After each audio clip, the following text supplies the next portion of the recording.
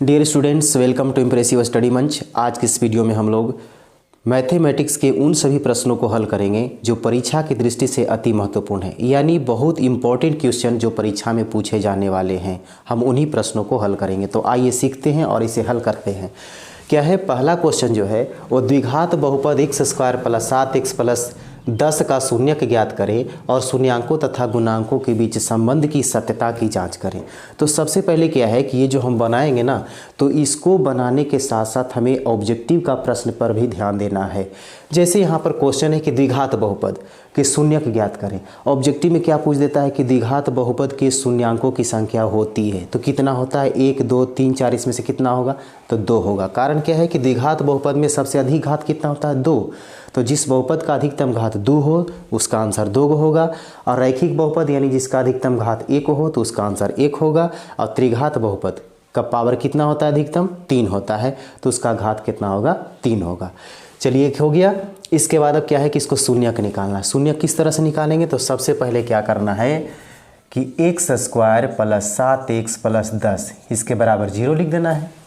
अब करना क्या है कि ये 3 पदों में है, इसका मतलब क्या है कि शुरू वाला लास्ट वाला को गुना करके देख लेना है कि गुना किए थे कितना आया 10x स्क्वायर। तो यानी गुना करके हमको कितना लाना है, गुना करके लाना है हमको 10x स्क्वायर, प्लस में लाना है। ठीक है, अब यहाँ पर ये प्लस यानी जोड़ करके कितना लाना है प्लस 7x लाना है। तो यानी जोड़ करके हमको प्लस 7x लाना है। तो कौन ऐसी दो संख्या है जिसको अगर गुना कर देंगे तो 10x स्क्वायर हो जाएगा और जोड़ देंगे तो कितना हो जाएगा 7x हो जाएगा। तो यहाँ पर जो लास्ट में है ना, जो गुना करके लाना है 10 से कम 10, तो 10 को क्या करना है यहाँ पर गुणनखंड निकालना है। अब यहाँ पर गुणनखंड निकाले तो 2 × 5 = 10 हो गया। देखा जाए इसको अगर गुना किए तो देखिए तो यहाँ पर 10 आ रहा है। अब इसको फिर क्या है कि 2 और 5 को जोड़ दिए, तो जोड़ने पर देखिए तो यहाँ पर कितना है 7 आ रहा है। तो इसी तरह से क्या करना है, जो शुरू वाला है और जो लास्ट वाला है इसको ऐसा ही लिख देना है। अब बीच में क्या करना है, इसका जो गुणनखंड निकालने हैं तो आया है 2 और 5, तो यहाँ पर 2x लिख देंगे और यहाँ पर क्या करेंगे 5x लिख देंगे। इसके बाद फिर क्या है, दोनों का काम अलग अलग होगा। अब इसमें देखना है कि दोनों में छोटी संख्या कौन मिल रहा है, तो x मिल रहा है, तो जिसका पावर छोटा है वही कॉमन होगा। तो इसमें पावर छोटा कौन है, x पावर 1, तो इसको कॉमन ले लिया। तो यहाँ पर पावर 2 था तो 2 में से एगो लिखा गया, तो की को ना बचा। अब 2x है तो 2x में से x लिखा गया, तो कितना बचा है 2। इसका काम इधर से ख़त्म हो गया। अब ये दोनों में देखना है कि ये दोनों में कौन सी छोटी संख्या है जो दोनों को काट दे रहा है। तो यहाँ पर क्या है 5 जो है इससे भी कट रहा है, इससे भी कट रहा है, यानी इसको भी काट रहा है और इसको भी काट रहा है। तो यहाँ पर क्या होगा, जो कॉमन लेंगे वो +5 कॉमन होगा। तो 5 एकम 5 यहाँ पर केवल x बचा, यहाँ पर 5 दूना 10, यहाँ पर 2 बचा, बराबर 0 हो गया। अब क्या करना है, अब देखना है कि जब दोनों में बराबर है, दोनों ब्रैकेट में जो आया है वो अगर बराबर है तो आपका आंसर सही बन रहा है, अगर बराबर नहीं है तो गड़बड़ है। तो इस दोनों के बदले क्या करेंगे, एक ही गो के लिखेंगे। और इसके फिर बाहर में कितना बच गया है x, और इसके बाहर में कितना है, इसके बाहर में +5 बराबर 0। तब x का मान निकालना। शून्यक का मतलब क्या, इसमें बहुपद किस से बना है, x से बना है, तो x का मान निकाल रहे हैं। तो x बराबर कितना हो, जो +2 है बराबर के उधर जाएगा तो -2, और ये +5 है उधर जाएगा तो -5। यही हो गया शून्यक, यानी शून्यक बराबर -2 और -5 आंसर हो गया। इसके बाद क्या करना है, अब कहता है शून्यांकों तथा गुणांकों के बीच संबंध की सत्यता की जांच करें। तो इसका शून्यांकों गुणांकों के बीच संबंध कैसे निकालते हैं, तो इसको निकालने के लिए क्या करना पड़ता है, शून्यांकों का दोनों को योगफल निकालेंगे और दोनों को गुणनफल निकालेंगे। तो योगफल कैसे निकालना है, यानी शून्यांकों का योगफल, इसको अल्फा प्लस बीटा हम लिख सकते हैं। ठीक है, तो शून्यांकों का योगफल क्या होता है, इसमें देखिए पहला जो है सो -2 है प्लस, और दूसरा जो है वो -5 है, यानी अल्फा के जगह पर क्या लिख दिया -2 और बीटा के ऊपर क्या लिख दिया -5। अब क्या हो गया कि -2 हो गया, प्लस -5 हो गया, तो -7/1। अल्फा प्लस बीटा यानी शून्यांकों का योगफल बराबर क्या होता है -b/a। तो ये माइनस का तो माइनस हो गया। अब b का मतलब क्या होता है, देखिए इसका विस्तार रूप क्या होता है, इसका होता है विस्तार रूप x² + bx + c = 0। तो a जो होता है ना x² का गुणांक हो गया, और b जो होता है x का गुणांक होता है। तो यहाँ पर तो माइनस लिख दिया, यहाँ पर होता है देखिए अल्फा प्लस बीटा बराबर -b/a होता है, यही होता है ना। तो यहाँ पर माइनस का तो माइनस लिखा हुआ है, लेकिन b कौन होता है? b होता है x का गुणांक। तो यहाँ पर लिखेंगे x का गुणांक, x का गुणांक, ठीक है। फिर नीचे क्या है? नीचे होता है एक्स स्क्वायर का गुणांक, एक्स स्क्वायर का गुणांक। अब देखा जाए x का गुणांक जो है, तो x के पहले कितना है? 7 है, 7 है, ये तो माइनस के लिए माइनस हो गया। अब एक्स स्क्वायर का गुणांक, एक्स स्क्वायर के पहले कितना है? 1 है।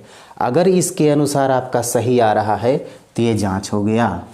एक और निकालना है, अल्फ़ा इंटू बीटा, ठीक है। तो अल्फ़ा का पर कितना है? -2 गुने बीटा का पर कितना है? -5। तो 5 दूना 10 यानी +10 हो गया। इसके नीचे 1 है। इसका क्या होता है? इसका होता है c/a। c कौन होता है? c होता है अचर पद। तो यहाँ पर क्या हो जाएगा? यहाँ लिखना है अचर पद।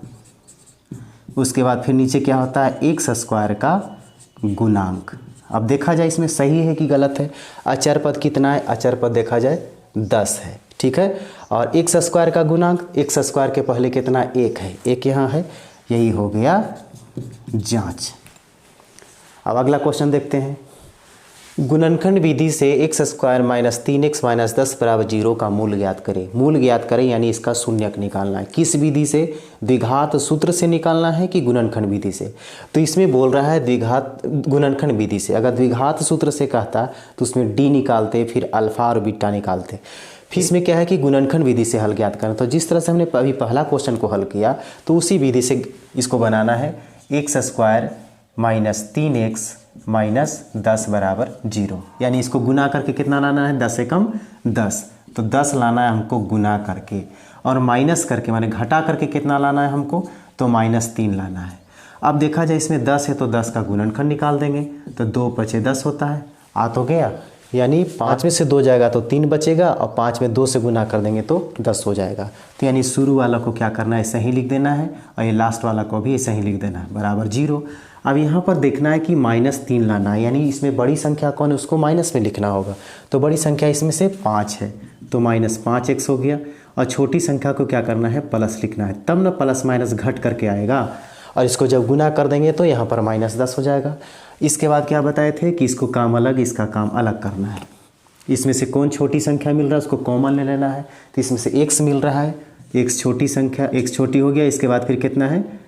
यहाँ पर 2x है तो यहाँ 1x लिखा गया तो एगो बचा। फिर यहाँ पर कितना हो गया? केवल -5 बचा। इसका काम खत्म हो गया।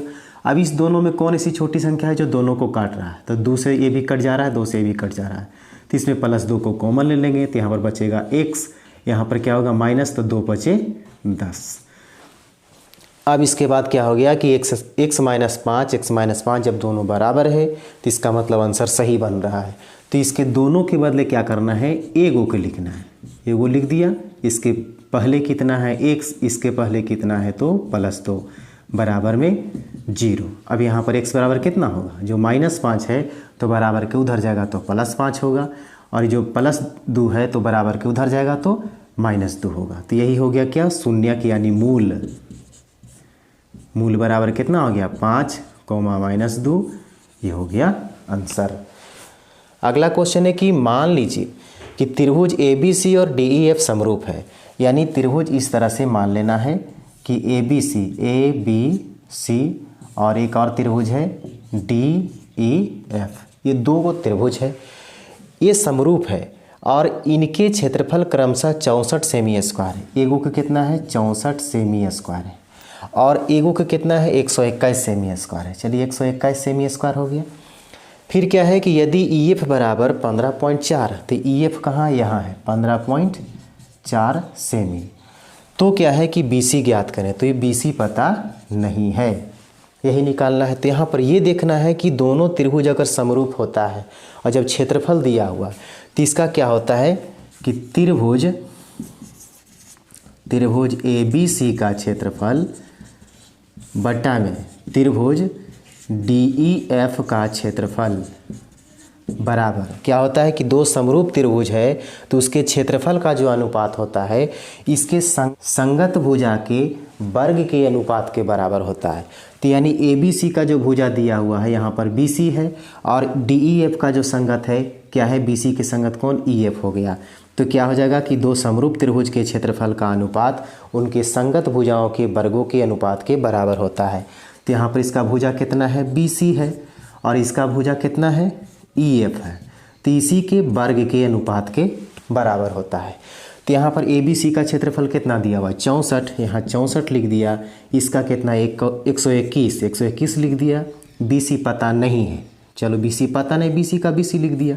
अब यहाँ पर EF कितना है, तो EF है जाकर के 15.4, इसका स्क्वायर हो गया। अब ये स्क्वायर के बदले इधर में रूट हो जाएगा, तो 64 बट्टा में 121 का रूट हो जाएगा। इधर कितना बच गया, BC बट्टा में 15.4। अब यहाँ बना देते हैं इधर। ये 64 का वर्गमूल कितना होता है, 8 होता है, और 121 का कितना होता है, 11 होता है, बराबर BC हो गया। ये कितना हो गया, 15.4। अब देखिए 11 कम 11, 11 चौके 44, कट जा रहा है 11 से 1.4 बढ़ता है, तो BC एकम BC, और 14 ठीक कितना होता है, 112, एक अंक के बाद पॉइंट सेंटीमीटर आंसर हो गया। अगला क्वेश्चन देखते हैं। सिद्ध करें कि किसी वृत्त के व्यास के दोनों छोरों पर खींची गई स्पर्श रेखाएं समांतर होती है। अब वृत्त पर क्या करना है, ये वृत्त हो गया, ठीक है। ये वृत्त का जो व्यास यहाँ पर केंद्र हो गया, तो ये व्यास क्या है, व्यास यहाँ पर मान लिया कि A और B है। अब करना क्या है, इसका केंद्र O गया, तो इसी पर जो है ना, इसी पर जो कहता है कि व्यास पर जो स्पर्श रेखा है, ये स्पर्श रेखा क्या है, कहता है कि ये दोनों समांतर, ये सिद्ध करना है। तो इसका नाम क्या लिख दें, चलिए इसका नाम लिखते हैं PQ, इसका नाम लिख देते हैं RS। इस तरह से हो गया। अब करना क्या है, यहाँ पर लिखना है विशेष प्रतिज्ञा। विशेष प्रतिज्ञा, विशेष प्रतिज्ञा में क्या लिखाएगा, मानना पड़ेगा, माना कि COR, इस तरह से लिखना है। C का मतलब हो गया ये परिधि हो गया, O का मतलब हो गया केंद्र, R का मतलब त्रिज्या। तो COR क्या है, एक वृत्त है, एक वृत्त है जिसका व्यास कौन है, जिसका व्यास AB है, AB है। अब बिंदु A पर कौन स्पर्श रेखा खींचा हुआ है, बिंदु A पर जो है वो PQ है, ठीक है ना। बिंदु A पर क्या है, PQ स्पर्श रेखा है, स्पर्श रेखा है। तथा क्या है, बिंदु B पर कौन स्पर्श रेखा है, RS स्पर्श रेखा है।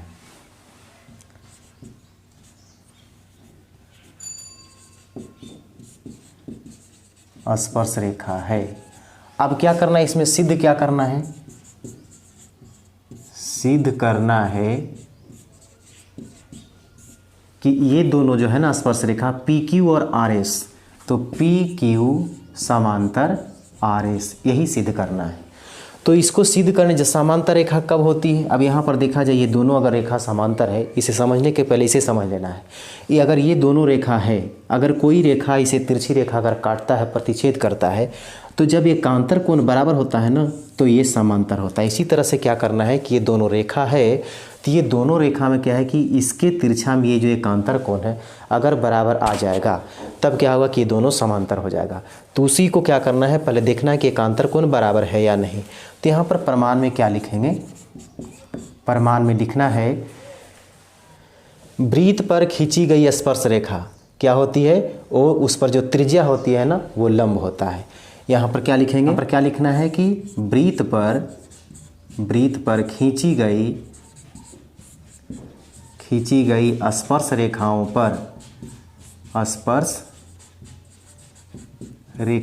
पर त्रिज्या क्या होती है, त्रिज्या लंब होती है, ठीक है, लंब होती है, यानी 90 डिग्री का कोण बनता है। यहाँ पर 90 बनेगा, इसमें भी 90 बनेगा, इधर से भी बनेगा, इधर से भी बनेगा।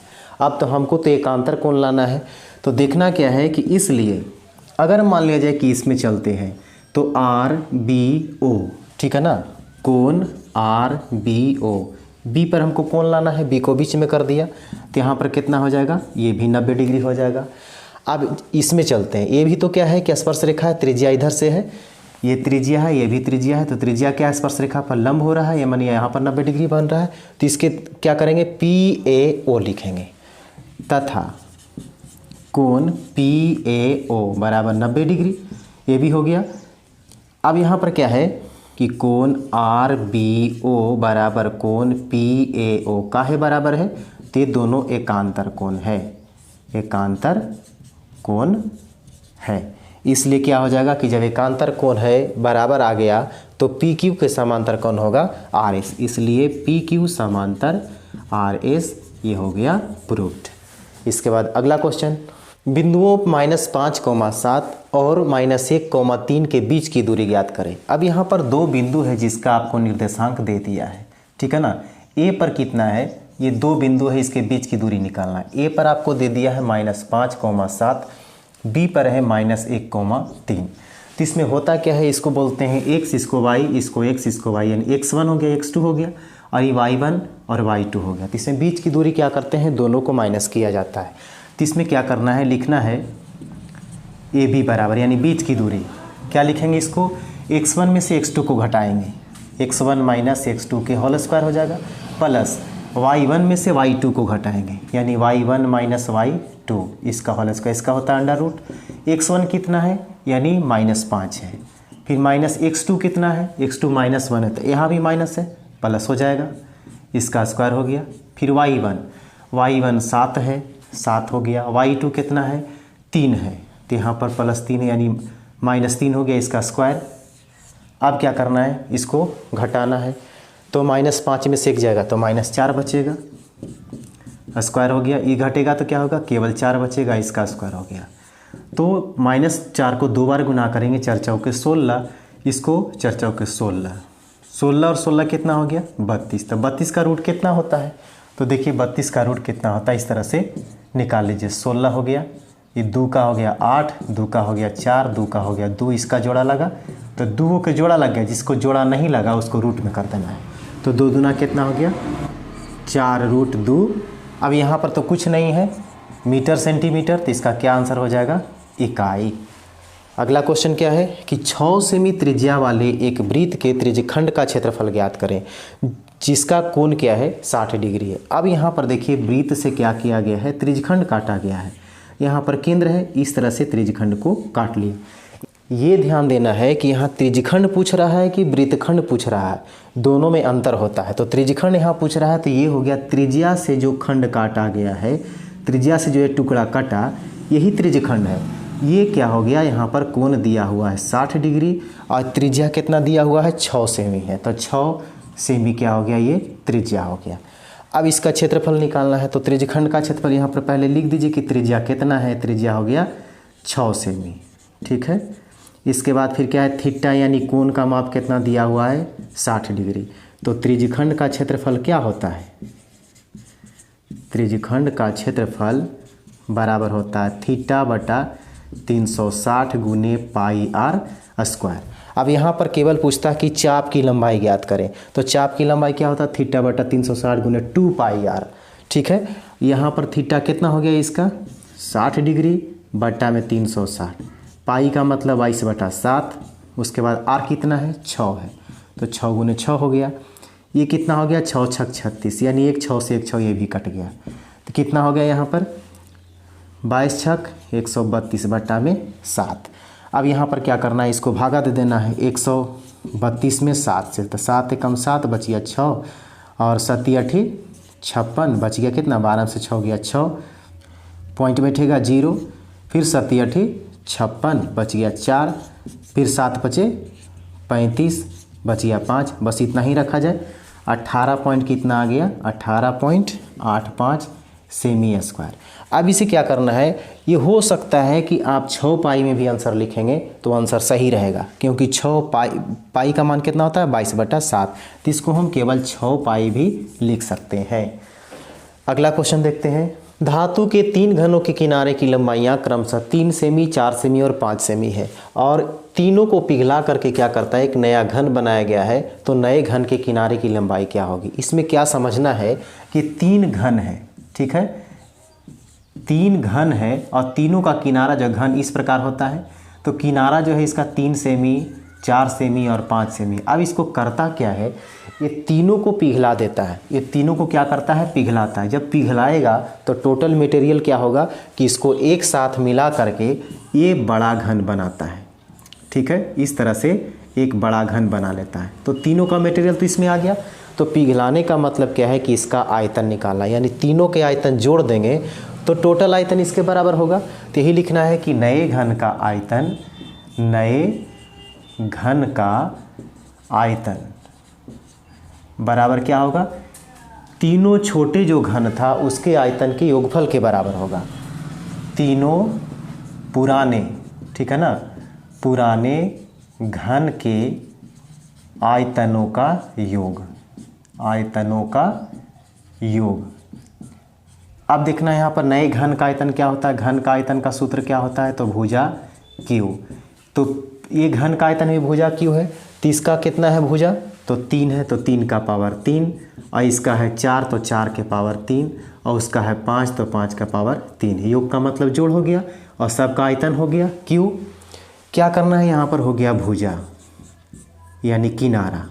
तो 3 के 3 बार गुना करेंगे 27, 4 के 3 बार गुना करेंगे तो 4 चौके 16 चौके 64 और 5 के 3 बार गुना करेंगे तो 125। ये पावर 3 है। अब यहाँ पर भुजा लिखना है, ठीक है,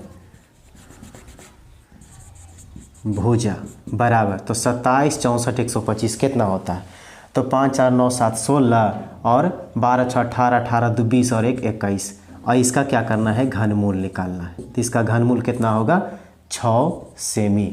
इसलिए क्या लिखना है कि नए घन के किनारे की लंबाई, किनारे की लंबाई बराबर कितना हो जाएगा, 6 सेमी। आंसर हो गया। अगला क्वेश्चन है कि यदि सेक थीटा बराबर 13/12 तो कोण थीटा का मान निकालें। तो सेक थीटा बराबर कितना दिया हुआ है, सेक थीटा बराबर है 13/12। तो सेक थीटा का सूत्र क्या होता है, इसका होता है h/b। तो इसमें h और b है, लेकिन हमको क्या चाहिए, इसमें h होता है, p होता है, b होता है, इसमें 3 चीज़ होता है। तो 3 चीज़ में से क्या है कि h दिया हुआ है, b दिया हुआ है, p निकालना है। p क्यों निकालेंगे, क्योंकि कोण थीटा में खोजता है b/p। तो p खोजता है तो p कहाँ से निकालेंगे, तो p बराबर क्या होता है, h² माइनस b²। यही होता है ना। तो h के जगह पर कितना है, 13 का स्क्वायर, b के ऊपर कितना है 12, तो 12 का स्क्वायर। तो 13 को 2 बार गुना करेंगे 169, इसको गुना करेंगे तो 144, कितना हो जाएगा 25। 25 का रूट कितना होता है 5। अब यही यहाँ पर लिखना है कि कोट थीटा बराबर क्या होता है, b/p। तो b कितना है, b देखिए 12 है और p कितना आया है, p है 5। यही हो गया आंसर। अगला क्वेश्चन देखते हैं। है कि tan 45 degree into tan 23 degree into tan 67 degree बराबर 1। तो इसको किस तरह से बनाना है, तो जिस तरह से पहले क्वेश्चन लिखा हुआ उसको लिख देना है। tan 45 degree into tan 23 degree into tan 67 degree, ठीक है। अब यहाँ पर क्या है कि LHS लिख दिया, यानी इधर से चल रहे हैं। तो अब यहाँ पर करना क्या है कि tan 45 डिग्री का तो मान होता है और यहाँ पर इसका मान नहीं है। तो यानी ऐसा करना है कि दोनों को मिला करके देखा जाए कि 67 डिग्री और 23 डिग्री जो है ये दोनों को मिला के 90 होता है कि नहीं होता है। तो दोनों में से क्या करना है, एक को चेंज कर देना है, इसको ऐसा ही छोड़ देना है। tan 45 degree into tan 23 degree और इसको क्या करना है, तो tan को बदल देना है कॉट में। तो इसे यहाँ पर क्या हो जाएगा कि कॉट 90 में से 67 जाएगा तो कितना बचेगा 23 डिग्री। अब यहाँ पर क्या होगा कि tan 45 डिग्री बराबर 1 होता है और गुने और tan theta into cot theta दोनों का मान बराबर यानी 1 होता है। तो इसका क्या हो जाएगा, गुना करेंगे तो 1, ये हो गया RHS, ये प्रूव्ड हो गया। अगला क्वेश्चन क्या है कि उस त्रिभुज का क्षेत्रफल ज्ञात करें जिसके शीर्ष क्रमशः इतना इतना इतना है। यानी ये त्रिभुज मान लिया जाए कि त्रिभुज ABC है, A है, B है और C है। A पर कितना है, तो -5, -1 है और B पर कितना है 3, -5 है और सी पर कितना है तो 5,2 है। ये हमको त्रिभुज बनाना नहीं है, हम त्रिभुज का क्षेत्रफल का सूत्र लिख करके इसमें हमको मान रख देना है, आंसर आ जाएगा। करना क्या है कि त्रिभुज का क्षेत्रफल क्या होता है, त्रिभुज का क्षेत्रफल होता है यहाँ पर 1/2 और यहाँ पर क्या होता है x। देखिए यहाँ पर सूत्र कैसे बनाना है, यहाँ पर हो गया, फिर यहाँ पर x y माइनस वाई, यहाँ पर x, यहाँ पर y माइनस वाई। अब यहाँ पर क्या करना है, यहाँ पर 1 2 3 लिखना है, 1 2 3। अब इसको हटा देना है, 2 3 लिखना है, 2 3, और जो 1 बचा था उसको यहाँ लिख देना है। फिर अभी 2 को इसमें से हटाना है तो 3 1। अब यहाँ जो 2 है यहाँ चला आएगा। अब इसमें क्या करना है, इसका मान रख देना है। अब देखिए ये जो सबसे पहला जो है ना, ये x का मान होता है, x1 हो गया, x2 हो गया, x3 हो गया। तो यहाँ पर लिखना क्या है 1/2। x1 के जगह पर कितना है, x1 के पर -5 है, ठीक है। अब यहाँ पर x2 के जगह पर कितना है तो 3 है। अब x3 के जगह पर कितना है तो 5 है, इसको इस तरह से लिख दिया।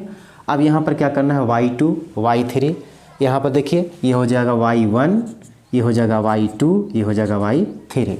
तो y1 y2 कितना है, y2 है -5, यहाँ -5 लिख दिया। फिर माइनस y3 कितना है, y3 2 है, 2 लिख दिया। फिर y3 कितना है तो 2 है। y1 कितना है, y1 -5 है, वो माइनस है और यहाँ भी माइनस है तो प्लस हो जाएगा। अब वहाँ y1 -1 है, y2 -5 है, ये भी माइनस है और यहाँ भी माइनस है तो क्या हो जाएगा +5 हो जाएगा।